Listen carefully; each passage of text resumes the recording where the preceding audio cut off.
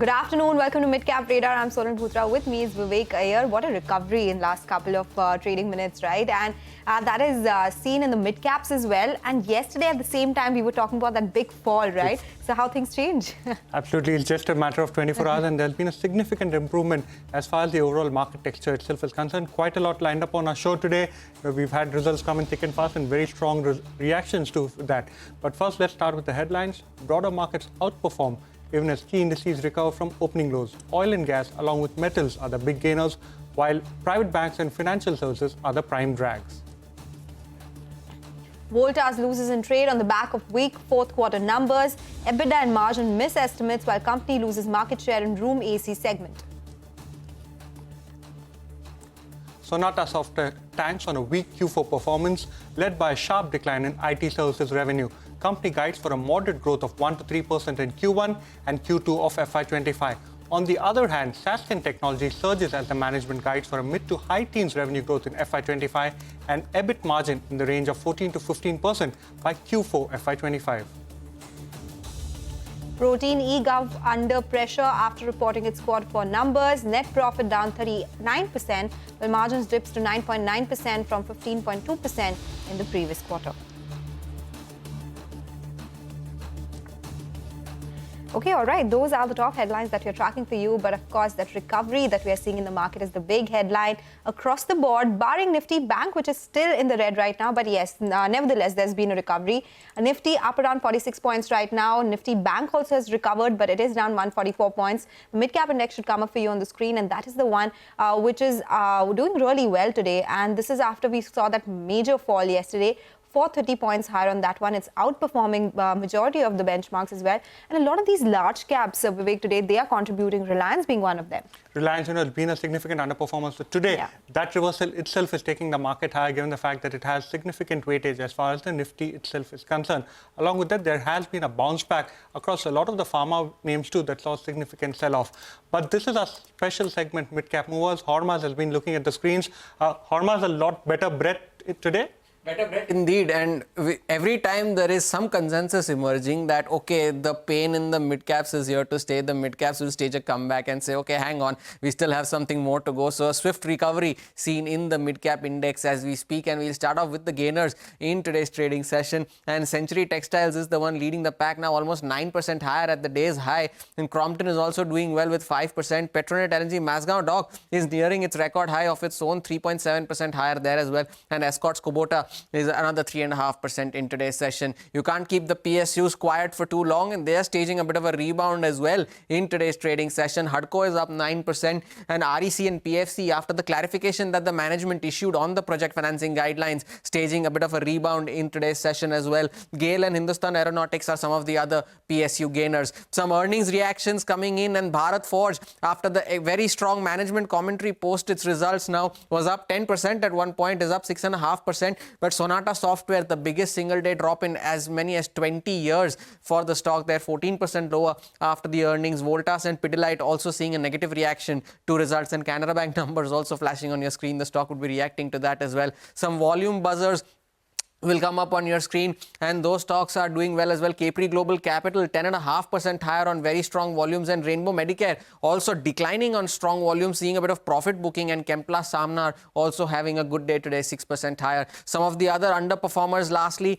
they'll come up on your screen. Those are the stocks not doing so well today. Jindal Saw, KPR Mills, Chennai Petro, and Gujarat Fluoro another 4% lower in today's session. Back to you. Okay, it's all about earnings, right? So Gujarat Fluoro is down 4% after that weak commentary on the conference call. Canara Bank, by the way, the net profit is largely in line with the CNBC-TV18 poll, actually exactly in line with CNBC-TV18 poll right now. The stock at the day's high, the gross NPA, it has reduced on a quarter-on-quarter basis to come in at 40,600 crore rupees, which compares with 41,721 crore rupees. And we'll get more details in terms of gross NPA and net NPA, what has been the loan growth and also the growth in terms of deposits. So we'll get Abhishek in for that. The NII has come in higher than the CNBC-TV18 poll at 9,580 crore rupees. So that is a good number here. That is what is looking better than estimates right now. Of course, we need to calculate the net interest margins, and we'll get Abhishek on for that in just a bit. For now, we'll slip into a short break. When we come back, we'll connect with Rajan Thomas, the CMD of Suraj Estate Developers, to discuss the business outlook and the earnings fine print as well. Stay tuned.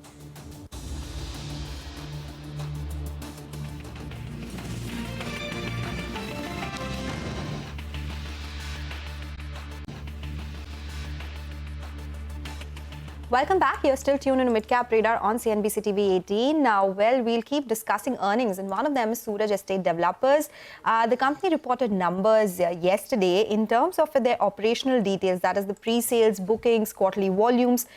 They have the FY24 numbers where the pre-sales have come in at 483 crore rupees, volumes have come in at 1.07 lakh square feet, and collections have come in at 316 crore rupees. But what did Q4 bookings look like? What is the outlook going forward? We have with us Rajan Thomas, the Chairman and Managing Director of the company, joining us now. Mr. Thomas, good afternoon. Thank you so much for joining us today. You have in your press release given details of what the FY24 sales have looked like. Can you also tell us what is it in terms of growth over FY23 and what was Q4 in terms of this operational data in particular? Yeah. Good afternoon and thanks for having me on your channel. In terms of growth in numbers between last year and this year, we have a growth of in income 35% in terms of income.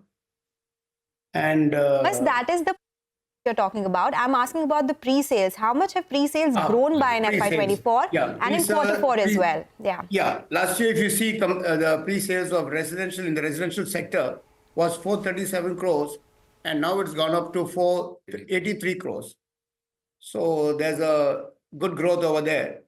Last year in absolute numbers, we had some sales also from two commercial projects.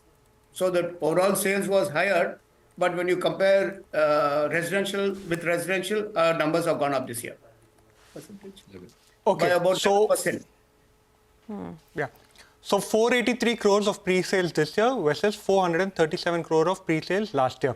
FY25, what is the target that you have in terms of pre-sales? What are you working with, and which are the key projects that you will be able to recognize revenue in?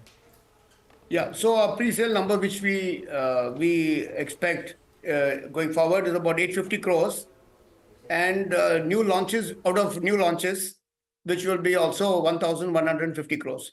So we have an ongoing portfolio of about 13 sites where we have sold and unsold receivables also coming up of about 1,350 crores.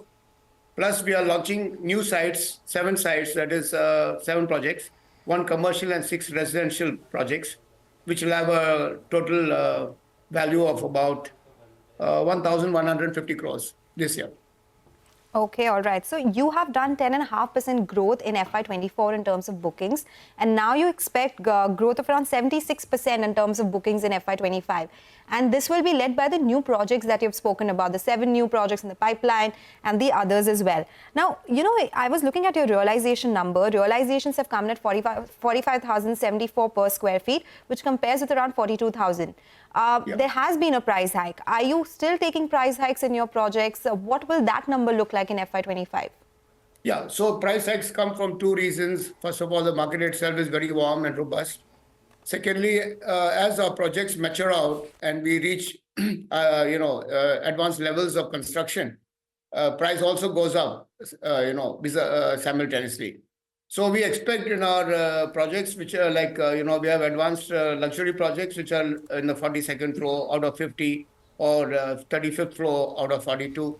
These sites are bound to give us better returns and better margins. As far as new projects are concerned, our margins are intact, and we don't see it coming down either. So in the pre-sales that you have given, the guidance that you have given for FY25, you've said that expected to be close to 850 crore. Out of that, could you break up, are all of them fresh projects, or is there also an element where there will be delivery of redevelopment projects? Yeah, so from this 850 crores, we have a new commercial project coming up, from which we expect about 400 crores.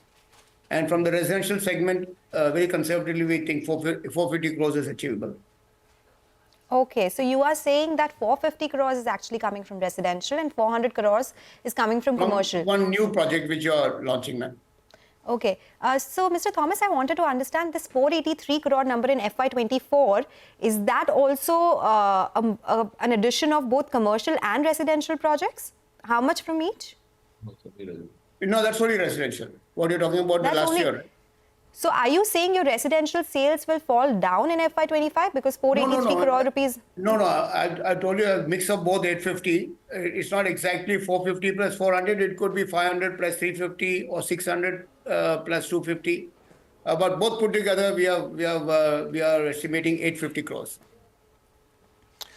So that's, we just like to clarify that number a little bit further. So 850 crore, if you could break it down once again, what is it that you're working with internally? We'll again touch base with you at the end of the next quarter. For 850 crores that you're targeting in FY25, what is coming from commercial, what is coming from fresh residential project, and what will be coming in from the redeveloped residential project? Okay. So from commercial projects, we expect at least 200 crores of sale in the next 2 quarters. And from the residential, also we expect about 200 to 300 crores. And over the entire year of 12 months, for 4 quarters is what we are saying, 850 crores. Okay, so 850 crore rupees will be the total sales, which will be which will be a mix of both commercial and residential. Commercial, residential, as well as a mix of ongoing sites and the new launches put together.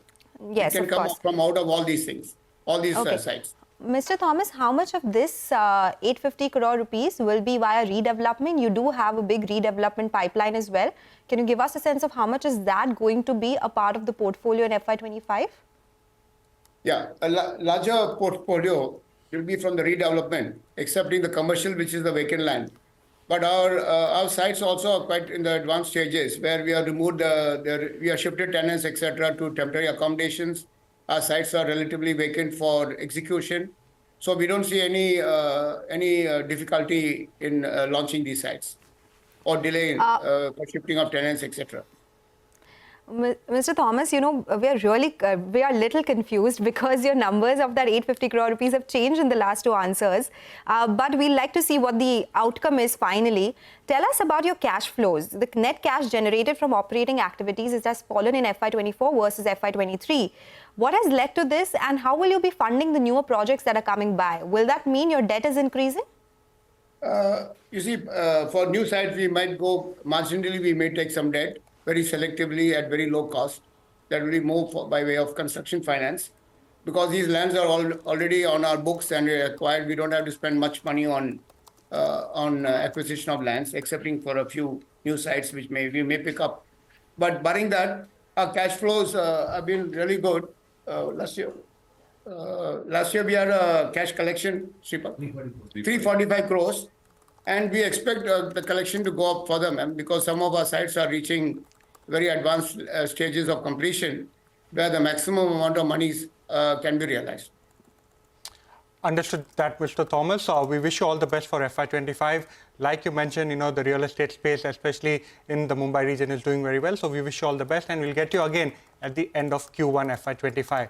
But that's all the time we have as far as Suraj Estate is concerned. We'll slip into a short break. On the other side, we focus on earnings. Canara Bank and Bharat Forge are reacting to their results, so stay tuned.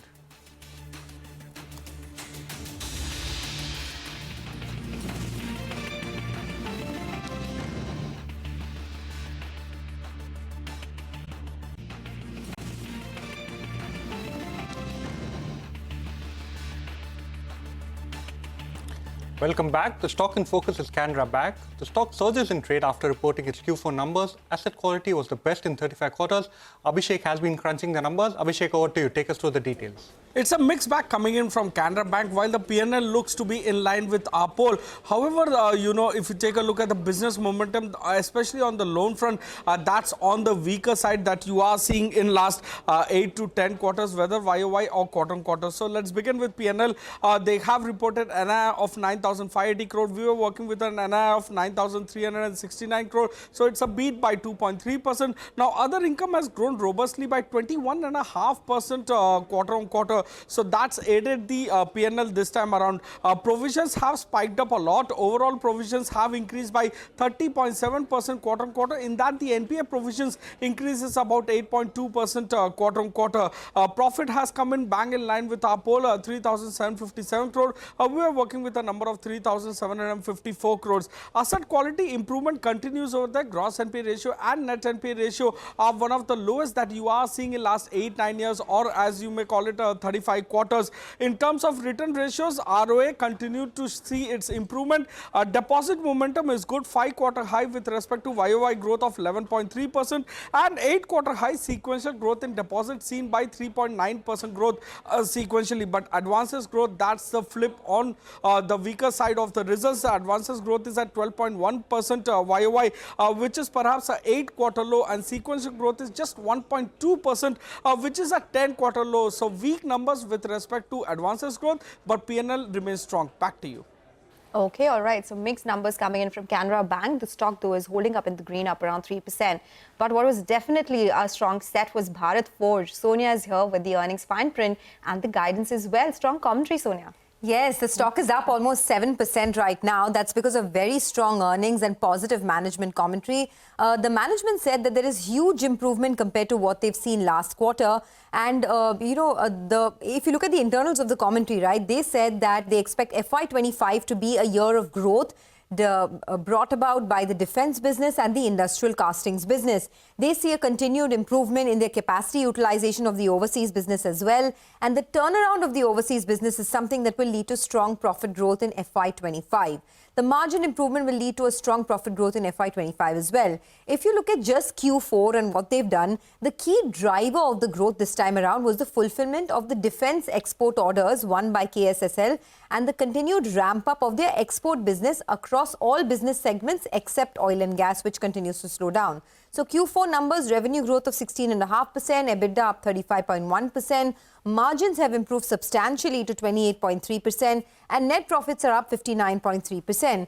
If you look at just the defense business, right, in FY24, the revenues that they recorded in the defense business was 1,560 crores, which is a 4 times jump compared to what you saw in FY23.